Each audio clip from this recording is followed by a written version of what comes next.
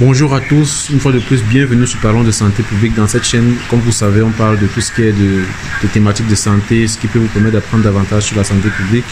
Et aujourd'hui, on va parler d'un concept de santé intéressant, c'est-à-dire comment faire pour lutter contre la mésinformation en santé et peut-être même la mésinformation de façon plus générale.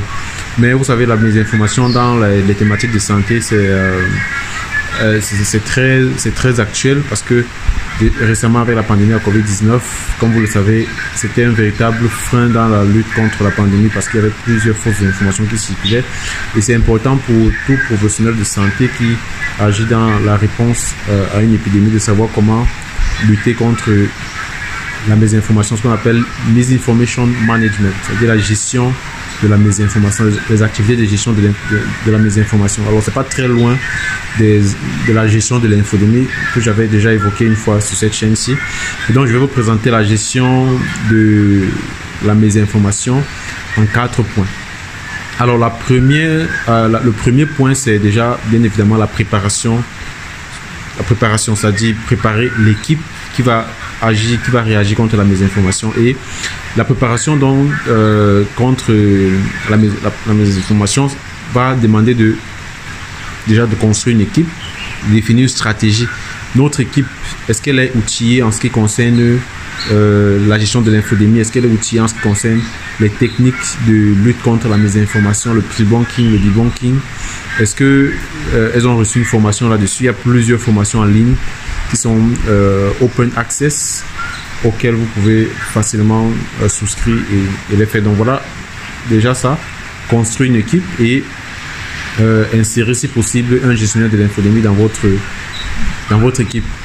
Et par la suite, il va falloir, on est toujours dans la préparation, il va falloir rechercher, évaluer l'écosystème de l'information.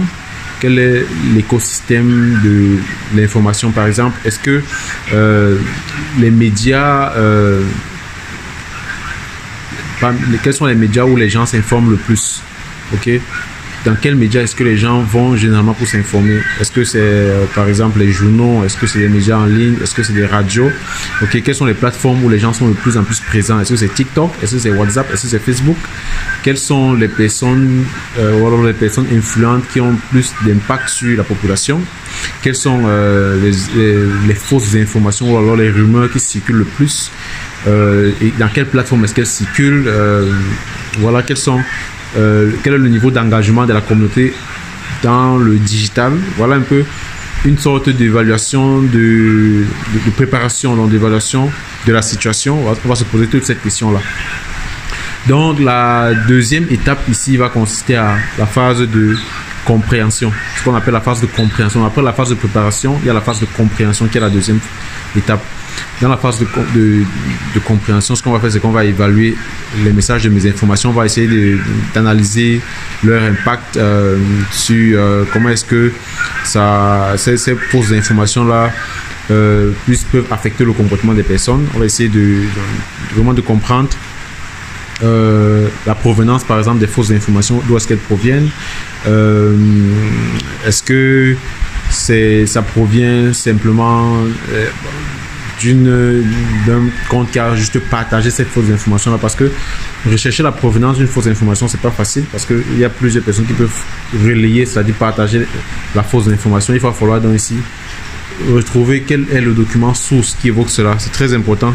Ensuite, il va falloir donc trouver dans la source, qui est-ce qui l'a créé, pourquoi est-ce que la personne a créé cela, quand est-ce que la personne a créé cette fausse information, où est-ce que la personne se trouve, quelles étaient les motivations et autres.